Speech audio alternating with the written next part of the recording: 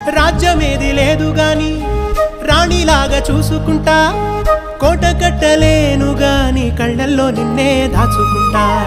రాత ఎట్లా రాసి ఉన్నా ఆ మార్చి నీతో రాసుకుంటా. స్వర్గమంటూ ఉన్నదంటే అది నీతోనే ప్రతిరోజు పంచుకుంటా.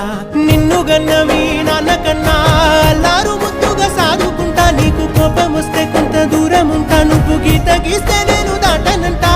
కంట నీరు కంటి రెప్ప దాటకుండా కాటుకై కావలుంటా. రాంబాయి నీ మీద నాకు మనసాయనే, ఏనాడు నిన్ను వీడిపోని నీడైతనే.